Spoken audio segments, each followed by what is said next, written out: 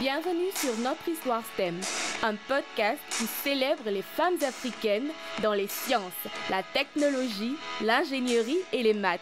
Ici, on échangera avec des femmes fabuleuses sur leur parcours dans les STEM et elles nous partageront leur accomplissement, leurs difficultés et aussi les leçons qu'elles en ont tirées. Dans ce nouvel épisode de Notre Histoire STEM, nous recevons Angélique, une jeune étudiante ivoirienne en génie mécanique à la Florida Institute of Technology. Bonjour Angélique. Bonjour Dominique, comment vas-tu? Ça va bien, merci d'être avec nous aujourd'hui. Oh, c'était un plaisir. Alors, peux-tu te présenter un peu à nos auditeurs? Bien sûr, donc comme tu l'as dit, je m'appelle Angélique Katcha-Picard. Je suis en Mechanical Engineering à Florida Institute of Technology. Je poursuis aussi un minor en management et je suis passionnée par la science et par les mathématiques et la physique et tout ça depuis aussi longtemps que je puisse me souvenir. Parfait. Alors, tu peux nous parler un peu de ton parcours académique? Bien sûr. Mon parcours académique a été un peu sinueux, c'est le moins qu'on puisse dire. Je suis née et j'ai grandi en Côte d'Ivoire, à Abidjan. J'ai commencé mon éducation dans le système français d'abord en maternelle. Ensuite, je suis passée dans le système ivoirien à cause de la crise qu'il y a eu dans les années 2000, 2004. Je suis repassée dans le système ivoirien. Et mes années de primaire se passaient relativement bien. J'ai toujours eu des facilités, donc disons que je n'avais pas vraiment besoin de fournir beaucoup d'efforts pour avoir de bons résultats. Donc j'ai toujours eu d'assez bons résultats, mais ça se passait bien au primaire. Les choses se sont un peu gâtées au collège. Pourquoi? Sans doute l'adolescence, les hormones, tout ça, je me suis retrouvée avec des personnes qui avaient de moins bonnes intentions vis-à-vis de moi et qui ont commencé à me mettre un peu à l'écart à cause de mes résultats. Donc j'ai re-switché après 2 années de souffrance quand même dans le système français. Je suis arrivée dans le système français en 4e et j'ai été donc après à Sévigné dans le système français. Ensuite, au lycée international Jean Mermoz, j'ai passé un bac S il y a 3 ans, donc j'ai eu la mention très bien. Wow. J'étais un peu malade après aussi au lycée, donc ça, j'ai vraiment eu un parcours scolaire un peu sinueux sur ce point. Alors, comment es-tu en arrivé là à aimer et à vouloir te lancer dans la génie mécanique? Je sais pas exactement. Je sais que j'ai toujours eu une passion en fait pour les voitures, par exemple. Quand j'étais plus petite, j'avais un animé que je regardais beaucoup qui s'appelait Initial D, avec des courses de voitures tout le temps. Et depuis que je regardais ça, j'arrêtais pas d'essayer de reconnaître toutes les marques de voitures que je pouvais croiser dans la circulation à Abidjan. Donc j'aimais vraiment beaucoup ça. J'étais passionnée aussi par l'espace, par l'exploration spatiale, le fait de construire des stations spatiales. Je construisais des maquettes chez moi en fait de stations spatiales, donc je dessinais moi-même les plans. Je fais ça, c'était mon passe-temps à l'époque. Et donc il y avait ça, mais après je me suis rendu compte que j'avais d'autres centres d'intérêt après, outre l'espace en lui-même. J'étais beaucoup plus attirée par les fusées, par les moteurs et par ce genre de choses. Donc je me suis dit que génie mécanique, ça serait une bonne idée. Et après, en grandissant et en explorant d'autres choses, je me suis rendu compte que il y avait d'autres problématiques qui m'intéressaient, comme les énergies renouvelables, l'environnement en général, l'eau. Et ça m'a renforcé en fait dans l'idée d'aller vers le génie mécanique parce que c'est une discipline assez large qui couvre un peu tous ces domaines-là, qui me permet de toucher un peu à tout et qui me permettrait de travailler dans le domaine de mon choix après. C'est un peu comme ça que je me suis retrouvée à étudier génie mécanique et par exemple pas génie électrique ou génie industriel. C'est une discipline entre lesquelles j'ai hésité à un moment, mais voilà. Wow. Et là, c'était à quelle époque que tu faisais tes maquettes toi seule et tout? Les maquettes, je les ai commencées en primaire. Je crois que c'était en CM1 ou en CM2 que j'ai commencé à les faire. Je faisais les plans en fait. Impressionnant. Et après, je les faisais avec des bûchettes d'allumettes dont je retirais la partie qui servait à enflammer la bûchette avec un cutter. Et après, je faisais des sortes de tuiles parce que je me suis rendu compte que c'était plus efficace que essayer de coller directement les petites bûchettes sur le carton, bien les coller séparément. Je faisais des sortes de tuiles sur des feuilles blanches. Ensuite, je les plaçais en fait en fonction de mes plans. Et alors, quand tu as décidé de faire le génie mécanique, comment a été la réaction des parents, de la famille? C'était compliqué pour ma famille parce que tout ce qu'on connaît de base à Abidjan, surtout, c'est la finance. Donc, ce qu'on voyait pour moi, c'était une carrière dans la finance ou dans le droit parce que c'est ça qui rapporte de l'argent. Donc, qu'est-ce que tu viens me parler d'astronomie, astrophysique et génie mécanique, machin, est-ce que voilà. Mais j'ai eu la chance d'avoir une maman assez ouverte d'esprit, donc qui ne m'a jamais vraiment limitée par rapport à ça. Donc je lui ai dit ce que je voulais faire. Elle comprenait pas trop au début, mais elle m'a pas dit ne va pas vers ça. Elle m'a juste laissé faire mes affaires, faire mes trucs. Et c'était plus ça. Après, le reste de la famille, bien entendu, ne comprenait pas trop. Mais bon, moi, pour moi, ça a toujours été dans ma vie ma mère et moi. Donc si ma mère accepte, ça va, je suis tranquille. Voilà, c'est tellement exact. Waouh, c'est vraiment impressionnant. Depuis le primaire, là. Et dans notre conversation, tu m'avais mentionné plusieurs activités académiques auxquelles tu participes sur le campus. Alors, peux-tu nous en dire plus? Oui, donc je suis membre de plusieurs clubs. Ce qui est très intéressant aux États-Unis, c'est l'immense vie en fait qu'il y a au niveau du campus. Les campus sont très animés, ils sont tous animés par les étudiants. En général, les clubs sont dirigés par les étudiants, organisés par les étudiants. C'est très impressionnant toutes les ressources auxquelles on a accès ici. Donc j'essaie d'en profiter au maximum. Je suis membre du Drone Club, qui est donc un club, comme son nom l'indique, qui se focalise sur les drones, la construction des drones, les courses, donc les racer drones. C'est assez intéressant. On a des simulateurs, on a des drones dédiés à la photographie, on essaie de les construire nous-mêmes. Je suis membre aussi de Société honorifique, donc je suis membre de Pi Eta Sigma, qui est la société honorifique des premières années. On a beaucoup d'activités caritatives surtout et des activités de leadership, etc. Avec des speakers qui viennent parler et qui nous racontent un peu leur expérience, qui nous donnent des conseils. Donc il y a ça. Je suis peer tutor aussi. Je fais partie de l'Academic Support Center. En gros, je donne j'apporte de l'aide, disons, à des étudiants à la fois de ma fac et du lycée aussi, dans des matières scientifiques et dans à peu près tous les cours en génie mécanique que j'ai pu prendre jusqu'à présent. Et après, bon, je suis aussi impliquée dans des clubs un peu plus culturels, des associations un peu plus culturelles comme l'association des étudiants africains, parce que il me semblait important en fait de pouvoir être proche aussi de personnes qui viennent du continent et apprendre aussi des perspectives de personnes qui ont vécu dans d'autres pays du continent aussi. C'est très enrichissant.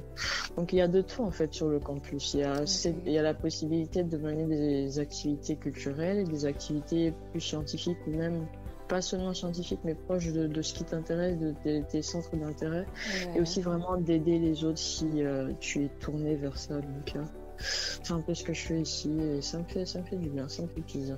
J'imagine. Et il y a particulièrement un club qui m'a vraiment, j'irais, impressionné, que j'ai tout de suite embrassé, qui était le Launch STEM Club. Oui, le Launch STEM. Alors, ce qui est intéressant avec le Launch STEM, c'est pour participer au club, on n'a pas besoin d'être une fille, tout le monde, c'est ouvert à tout le monde peut venir. Mais l'intérêt, c'est vraiment d'amener les petites filles dans les écoles primaires à proximité à aimer la science en leur faisant découvrir justement certains aspects de la science, que ce soit les maths, que ce soit la programmation informatique, ou bien même la physique, l'ingénierie, avec des petites activités qui sont assez simples à mettre en place en soi, mais qui leur apprennent des bases en maths. Ou une fois, par exemple, on a fait des ballons à air chaud et des petites fusées et tout ça, donc ça leur a appris des bases en physique. On essaie de lancer un programme pour vraiment plus s'orienter vers l'informatique parce qu'on a découvert que certaines petites filles étaient intéressées par ça. On va dans ces écoles primaires-là, donc on rencontre des petites filles qui ont une moyenne 7-8 ans. Avec lesquelles on fait ces activités de base et c'est quelque chose d'assez intéressant. On essaie d'y aller entre 1 et 2 fois par mois. On a le soutien de Langue STEM au niveau national qui nous aide à organiser ces activités-là et c'est vraiment très bien. Ce sont des moments de partage avec des petites filles qui se rendent compte que la science c'est pas si compliqué que ça et qu'elles ont autant leur place que n'importe qui d'autre dans ce genre de domaine. Justement. Et je trouve que en fait le club m'a vraiment parlé parce que je trouve que c'est vraiment important de pouvoir commencer ça à un très jeune âge avec elle. Oui. Parce que la plupart du temps, dans les classes, au primaire, au secondaire, les jeunes filles, elles sont brillantes en maths, brillantes en physique, brillantes en chimie, mais elles ne savent pas quoi faire avec. Oui. La plupart du temps, voilà. Il faut ouvrir les perspectives en fait. Il faut montrer qu'on peut arriver quelque part dans ces domaines-là et où on peut arriver, comment on peut y arriver. Il faut un peu ce travail-là. Voilà, justement. Elles se disent si elles sont bonnes en maths, elles peuvent se lancer en sciences éco la plupart du temps et tout. Alors, il y a vraiment d'autres sciences qui vont plus peut-être suit better, but they don't know it. On n'en parle pas et surtout dans notre société africaine, on n'en parle vraiment pas. Alors, toutes les filles se jettent en droit, comme tu as dit. C'est le droit, c'est l'économie, ou bien si tu es vraiment bien en sciences et que tu as de la chance, tu vas finir en médecine. Voilà, justement, c'est ça. Il y a d'autres domaines et on ne peut pas bâtir une société en n'ayant que des médecins, que des personnes qui ont une déformation d'économie ou bien finance, etc. Il faut autre chose que ça pour bâtir la société. Et c'est pour ça qu'il faut s'intéresser pas seulement même à la science, mais vraiment à toutes les formes de métiers que la vie nous offre. Et il faut ouvrir toutes ces formes-là à tout le monde. Il faut vraiment faire ce travail. Et alors, comme tout élève, surtout en ingénierie, j'imagine que tu as eu pas mal de difficultés et que tu en as encore dans ton cursus. Alors, qu'est-ce qui te motive à avancer et à surmonter ces difficultés-là dans ton cursus? Alors, comme tu le dis, c'est dur. Il y a des jours qui sont vraiment durs, il y a certaines matières qui sont compliquées. Mais je dirais qu'il y a 3 choses qui me poussent, qui me permettent, quand mon moral baisse un peu, de me relever, de continuer. Avant tout, ma maman. Parce que ma maman s'est beaucoup battue pour moi, elle continue à se battre pour moi, donc j'ai envie de la rendre fière, j'ai envie de pouvoir la mettre à l'aise plus tard et même au-delà de ça, qu'elle puisse regarder en fait ce que j'ai fait, se dire ah ça c'est mon enfant qui a fait ça et qu'elle soit contente. Donc il y a le fait de penser à ma maman en permanence. Il y a ma passion aussi pour ce que je fais parce que c'est dur et c'est pas que je ne me rends pas compte que c'est dur pendant que je suis en train de travailler. Je souffre et c'est dur. Mais à aucun moment je me dis oh là là, qu'est-ce que j'aimerais être ailleurs ou qu'est-ce que j'aimerais pas faire ça. Et je prends même du plaisir en fait en faisant ce que je fais. Même si c'est compliqué, même si parfois on voit des pages et des pages d'équations. Voilà, mais ça reste un plaisir. Et la troisième chose, c'est une réelle volonté en fait de faire changer les choses, d'améliorer les choses, d'améliorer le quotidien des gens. Et c'est ça aussi qui m'a poussé à étudier ce que j'étudie. Je veux avoir un impact. Et quand je pense à tout ce que je veux faire, et c'est un truc que j'essaie de faire en fait, j'ai un carnet où je garde toutes les idées que j'ai, toutes les pistes de recherche en fait que j'aimerais mener. Quand je pense à tout ce qu'il y a à faire et à tout ce qu'on pourrait faire pour améliorer le quotidien des gens, améliorer la vie des gens, améliorer même l'avancée de la science. Ce sont des choses qui m'aident en fait à garder la tête froide et à me relever quoi qu'il arrive et à continuer. Waouh. Alors moi j'ai une certitude, c'est que tu seras l'une des meilleures ingénieures que la Côte d'Ivoire ait connue. Parce que je me dis, quelqu'un qui se dit je veux aider les gens, je veux changer la vie des gens, apporter des éléments qui seront permettre tout de s'améliorer. Alors moi, je dis que cette personne-là sera un meilleur ingénieur parce que c'est tout ce que je prône et c'est la raison pour laquelle que je suis aussi rentrée en ingénierie. Je voulais changer, je voulais apporter tellement de choses et je veux toujours en fait.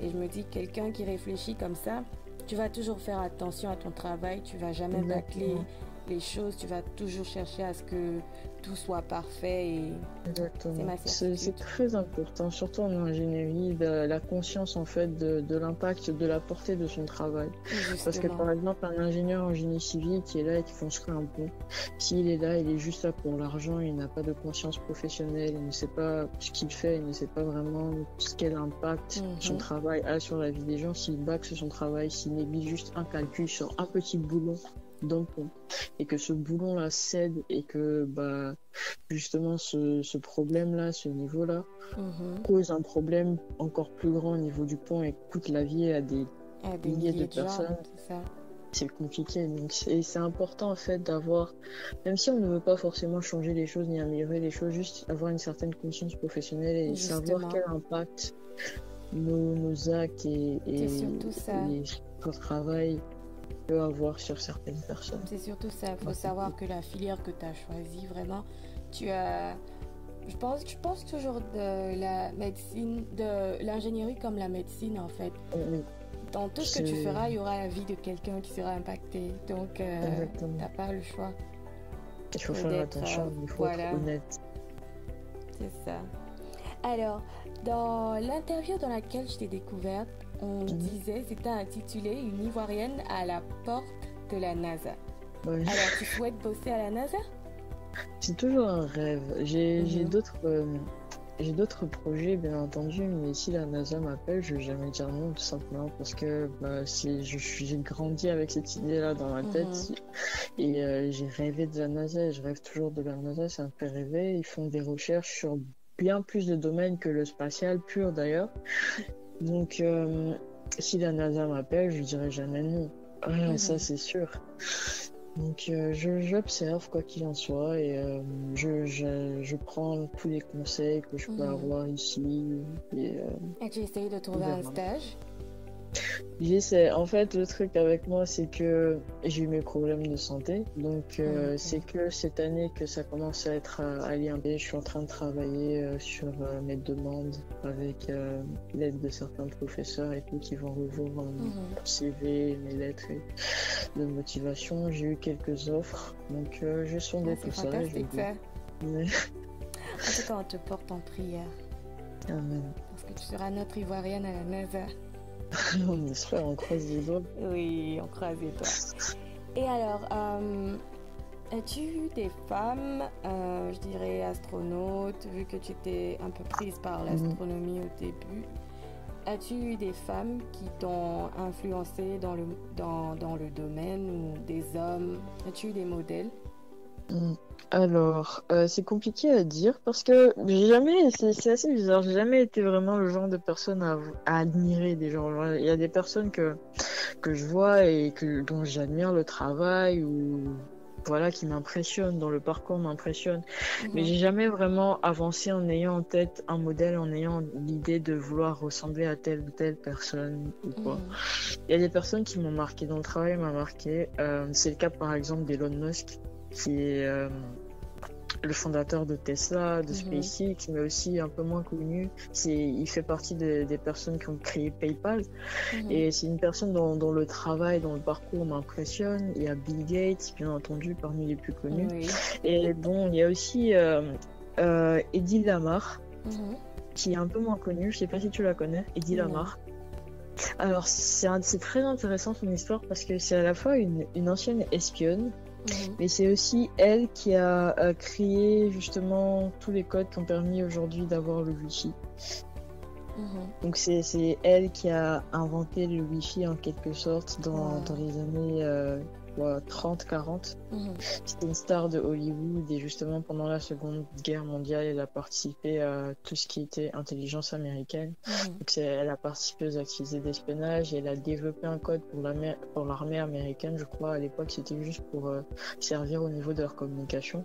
Mhm. Et c'est sur son travail en fait qui est basé l'invention du Wi-Fi. Donc si aujourd'hui on peut s'appeler et que je suis connecté au Wi-Fi de ma fac et qu'on a la connexion internet qu'on a aujourd'hui, c'est un peu grâce à elle. Et c'est une de ces femmes-là de l'ombre, comme il y en a beaucoup en sciences, Oh oui, il y en a qui tellement. ont fait un travail important et qui ne sont pas vraiment récompensés. Il y a des petites choses tous les jours qu'on utilise qui ont été inventées grâce à la contribution de cette personne-là et qu'il faut mettre en avant. Ça, il ne suffit pas en fait de créer SpaceX et de faire des millions, de créer Tesla et d'avoir des voitures superbes Mhm. pour mériter en fait l'attention. Il y a des petites choses, même si moi je ne considérais jamais ce travail, je ne qualifierais jamais vraiment ce travail de petit. De petit, Il y a des voilà. choses auxquelles on ne fait pas forcément attention, mais qui ont un véritable impact aujourd'hui. Parce que pensez à votre vie sans Wi-Fi et pensez à toutes les technologies qui ont été créées en Comme le conséquence du GPS Wi-Fi. par exemple et tout. Exactement, exactement. Pensez à tout ça et pensez à votre vie sans ça. Et là, vous vous rendrez compte de l'importance du travail de ces personnes-là. Donc, Eddie Lamar fait partie des personnes que j'admire sans vraiment admirer. C'est pas vraiment une personne à laquelle je pense en disant j'aimerais lui ressembler ni rien, mais c'est une personne dont j'admire le travail et le parcours. Ouais, excellent.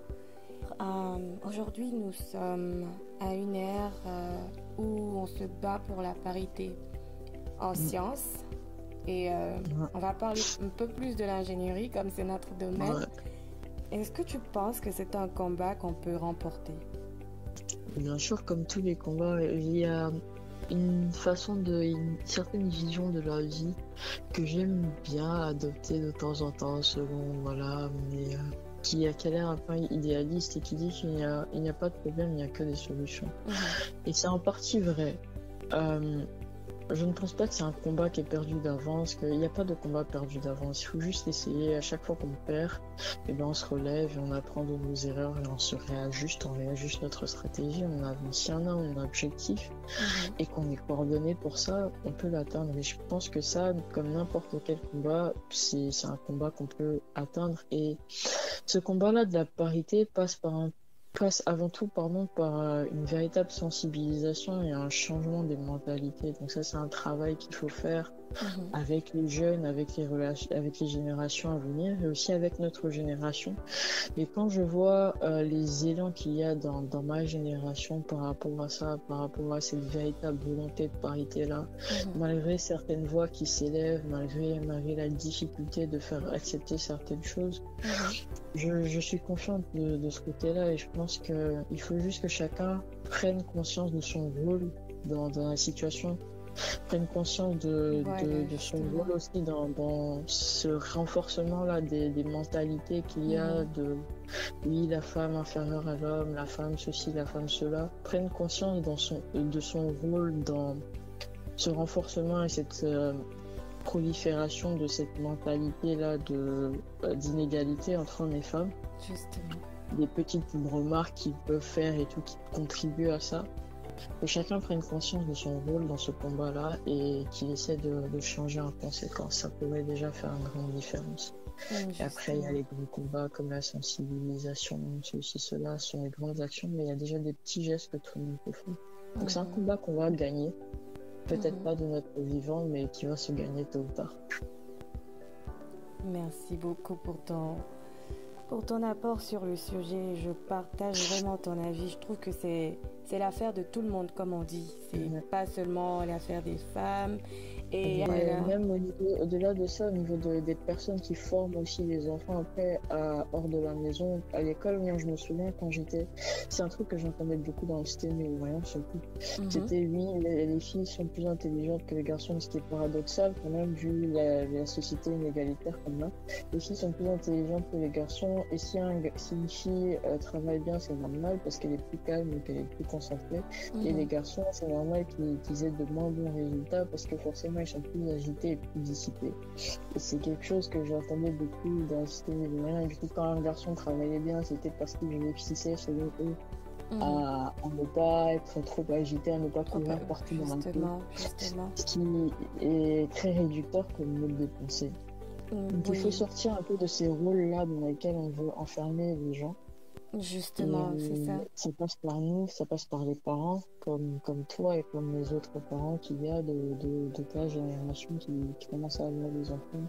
Ça passe par l'entourage, ça passe par les personnes aussi qui les forment. Comme je dis à l'école, une véritable réforme de ce qu'on inculque à nos enfants. En fait. C'est ça, justement. Et vraiment, le corps enseignant, le corps professoral, comme tu l'as dit, je pense qu'il y a un gros travail qui doit se faire là-bas. Parce que je me rappelle que certains professeurs disaient « Ah mais vous êtes là, vous les garçons, vous regardez les filles là, vous damez le pion. » J'étais pas vraiment fière de ça parce que je trouvais ça réducteur.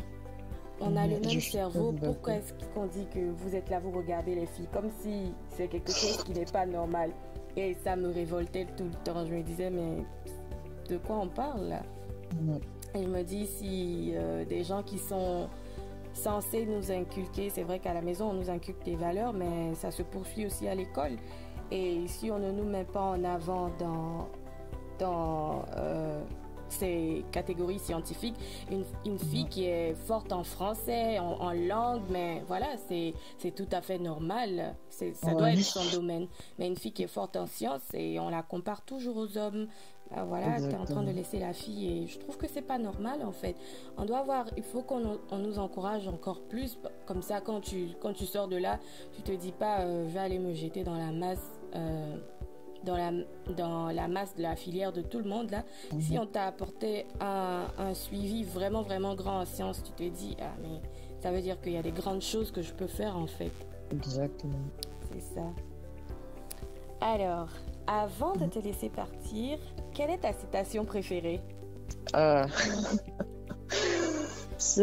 faut savoir que je suis une grande fan de Albert Camus.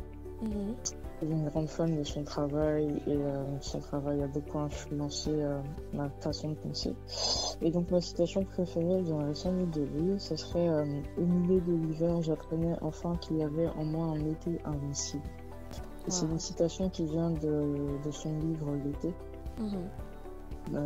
Et qui est très intéressante parce que pour moi elle porte une des valeurs qui est la plus importante pour moi, c'est la résilience, le courage, le fait de ne pas abandonner et juste ça, le fait de tenir dans les épreuves, de s'accrocher. On va prévoir quelque chose en nous. Et j'aime beaucoup ces citations. C'est vraiment impressionnant. Merci beaucoup d'avoir partagé avec nous ton expérience et ton parcours fantastique. Merci et nous sommes vraiment vraiment honorés de t'avoir avec nous durant cet épisode de Notre Histoire STEM et on te souhaite beaucoup de succès. On te souhaite que les portes de la NASA s'ouvrent pour toi, comme ça aussi nous aussi on pourra dire oui je la connais. Et voilà. Alors merci beaucoup Angélique et à très bientôt. À bientôt. Et voilà, c'était tout pour cette semaine. J'espère que vous avez été édifiés. N'hésitez pas à nous dire ce que vous en avez pensé en commentaire. Surtout, likez, partagez et on se dit à la prochaine.